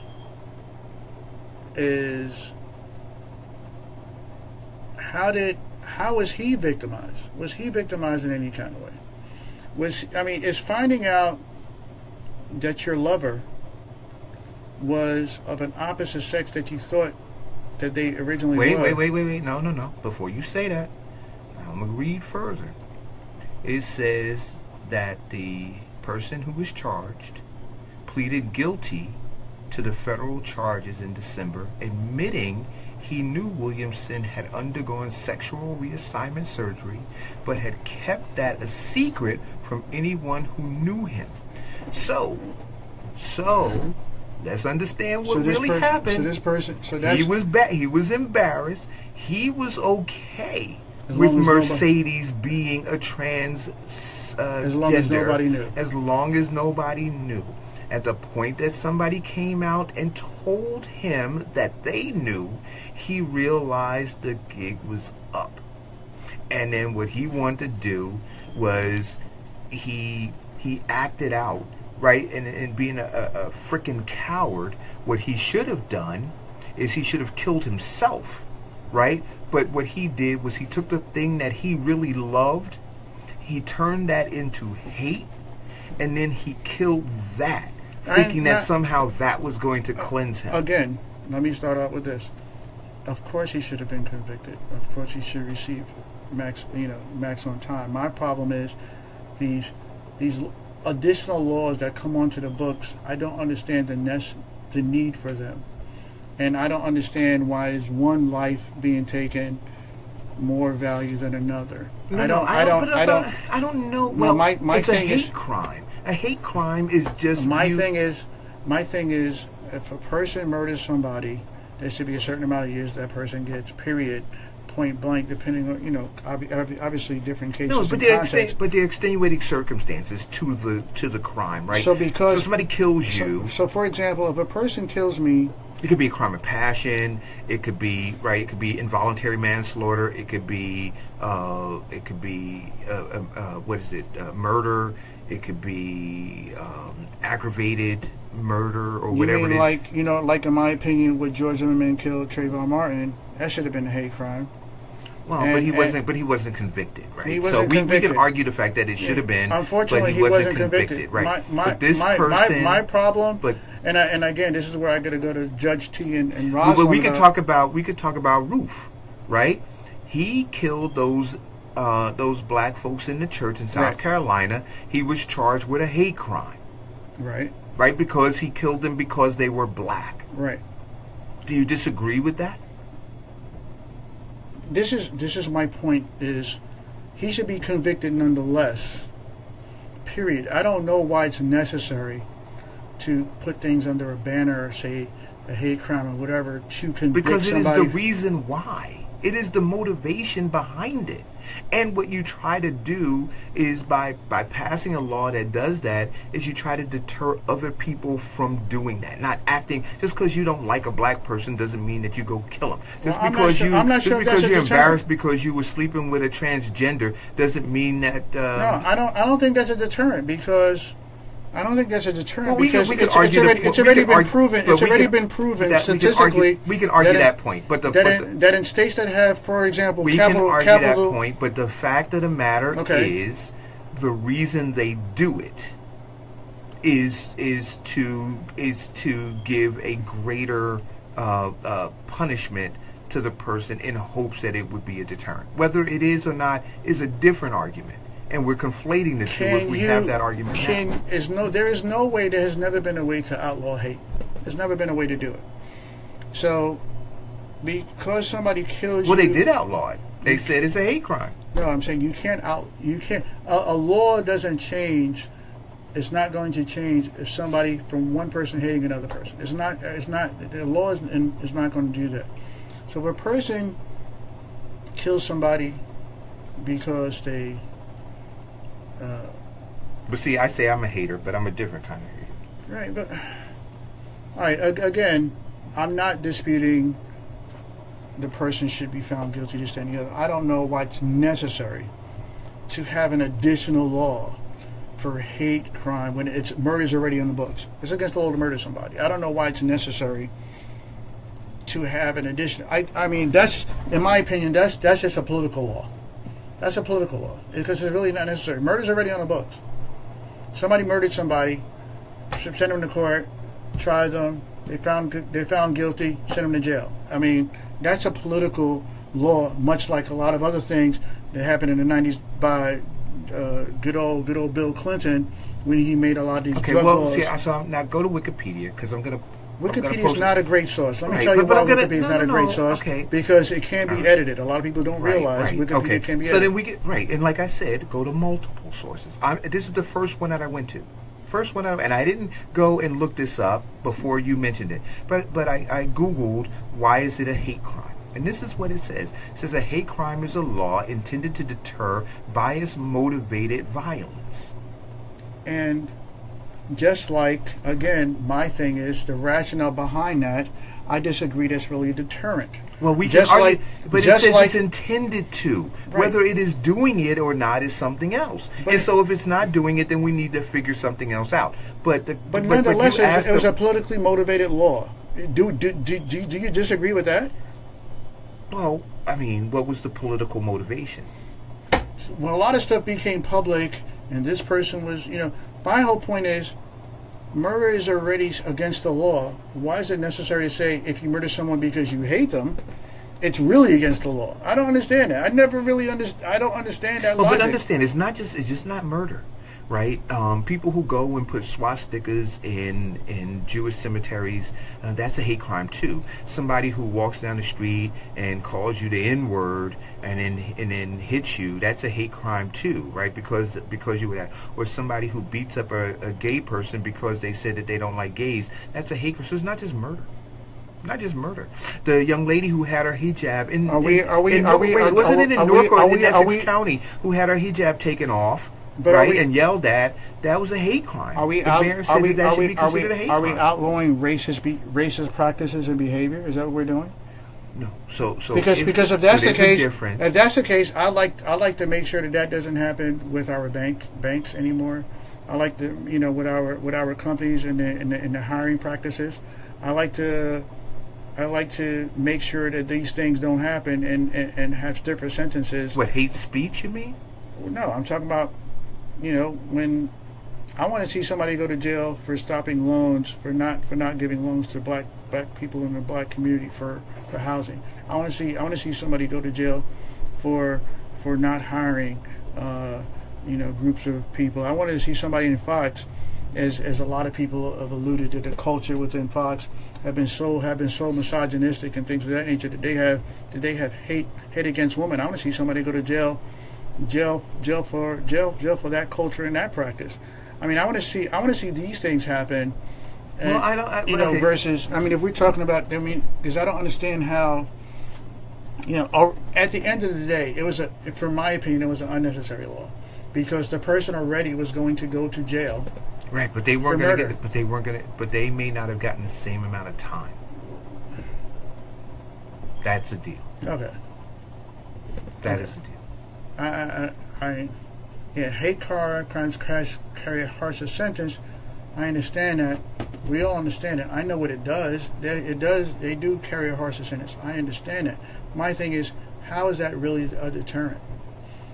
These states again that have capital punishment have a higher murder rate in these states than in others, and because the whole thing is, people want to avoid being found guilty and end up leaving a witness behind. So that what happens? They want to get rid of the witness. So I don't know if these laws really are benefiting anybody other than just really it was a politically motivated law, and they say, you know what, you're right, blah blah blah, and let's get it voted through. But was it really did it really impact to do anything positive? I don't think so, because again, laws against discrimination and murder and all that already existed. It already existed. It's the laws, and then it's the application of laws. How are these laws really being applied? Are they really being enforced and things of that nature? That's always been my question. So, it's nice to have on the books. Hey, so and so, blah blah blah. But it was already there. It was already a law. It was already a law in place. It was not like something new. Hey, we never had a law about if you killed somebody that you're going to go to jail. No, it's already been a law there. That's already been there. So because of that, I don't know what was the purpose of doing an additional law. I don't understand that. You can always, if anything, you can give and the judge already had discretion on particular murders, on giving a person a certain amount of years up to life potentially, and so giving somebody 49 years versus 20 years, the judge could have said, I give you life.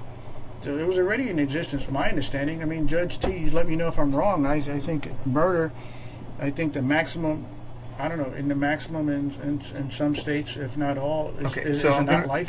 So I'm going to read, and now this is from NPR, right? Another source, but you know, trust but verify. It says the FBI collects hate crime statistics from state and local authorities.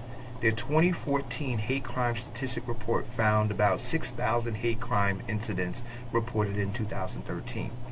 But it's likely a vast undercount. The Bureau of Justice Statistics estimated almost 294,000 hate crimes in the year prior to that. Now, that's what I'm reading to you. So it's saying that 1 year, it was 240, over 250,000 hate crimes reported. Saying the following year, 6,000. So you asking me a question, and I go and I Google it. And again, I'm going to do additional research to bear this out. But this is from NPR. And I just asked, you know, do hate crimes really work? That's what I Googled. And we should look into this, because if it is working, right, if we have lowered the number of hate crimes, then the idea of it being a deterrent by giving stiffer sentences is something that's a good thing. Would you then agree?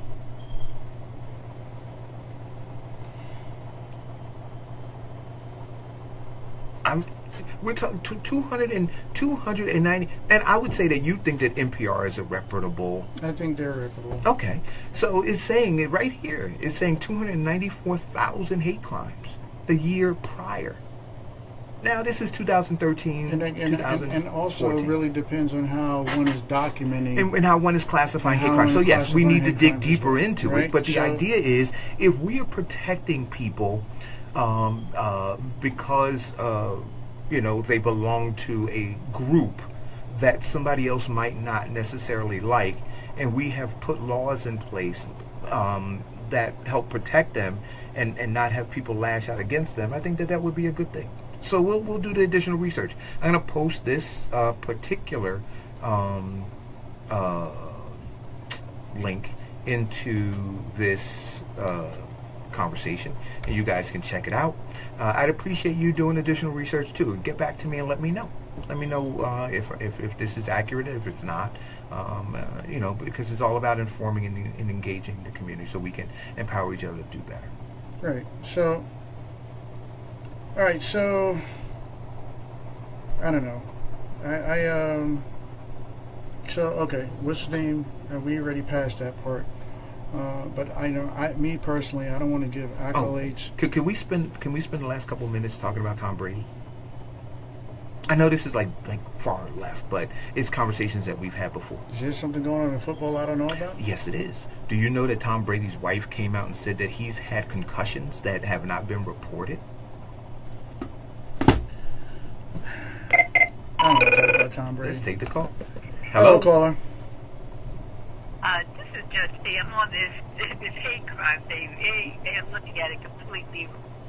Well, you know what? We're going to defer to you, an expert in this area, so I'm not going to question. Judge D said it. Look, what did she say? I didn't hear it. She wants to address about the hate crime aspect. Go ahead, Judge. See, like every murder is not deemed the same. You have the heat of passion. I say heat of passion is if you come in and you find your wife in the bed with another man. That is going to be a second-degree murder, not a premeditated murder. Premeditated murder is something that you planned out. This man went into a relationship with someone that he knew was transgender, but as long as no one else knew, you know, he was okay with it. He killed him out of embarrassment. Mm-hmm. You know, so once it came back on him, as the person, as if he was, you know, done wrong. So, and this is what we often Right. You know, people that are in relationship, and it don't even have to be a situation like this. Some of the worst hatred is always given to a person you used to love. As a family court judge, some of the things that men and women do to one another that they used to love or say they love is I'd rather work homicide. Do some crazy stuff to people that they claim they love because of embarrassment. out their own ignorance and their own dignity that they feel has been blemished. Right. Well, Judge T, I appreciate you calling in. As always, your expertise is. I don't mean to rush you off, but one, I'm gonna be happy to have you on tomorrow, and we can continue this further. But we're about to wind down now because we end our show at 12 o'clock. So yeah, I would love to elaborate. Yeah. So we would love to elaborate more about this tomorrow. Yeah, let's make this in the person. first thing that we talk about. And I'm gonna look a little bit better than just my T-shirt that I have on today because. You look good, bro. Hey, why did I just? I got a crush on her. She better stop playing with me. Talking about, don't play with me, Judge. You know I'm gonna come in like I owe. I know you are. Well, we look forward to seeing you tomorrow. All right, see you tomorrow. See you tomorrow, guys. Bye. All right, bye. So you can't come up in here talking to you. Yeah, so we're gonna have this conversation tomorrow too. But I'm sorry, I'm at the cloud. I'm trying to come back down. She just said I was fine, brother. You know, I mean. Did she say? I didn't hear fine. But that's what I heard. See, that's that interpretation thing I was talking about. I heard she said I was a. She said you look fine. See, brother. that's that interpretation That's thing. what So I now, heard. if I put you in a room with some classified information, Right. you might say that's what I heard. That's not what I what heard. was said. You said, but that's what I heard. Look, I'm gonna take that to my grave. That Judge T said, "You look fine, brother." Well, That's what I heard. We're gonna get clarification on that tomorrow. No, I'm not gonna ask for clarification. I'm gonna believe that. I'm gonna take that and keep it moving. That's all I'm saying, Judge T. I'm not mad at you, brother. Hey, Judge T, I gotta tell you, Judge T. You're gonna know what I'm talking about when they walk up and hit him up. Oh, I'm looking forward to it. Hey, so look. for today, though, It was this is Eric, I appreciate it, and this is Ian. and we're out. We're out. Peace. This has been the Eric Dawson Radio Show. It's not just about Eric's opinion.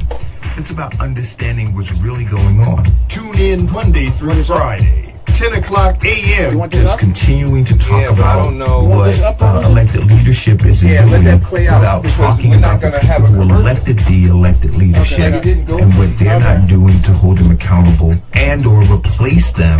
I think that I'd be doing All right, you a so we disservice. out of here Right tomorrow. here on 94.3 Thank you, Winifred. Black Thank you, Winifred. Yes, You already yes, know. y'all. I'm supposed to be up there.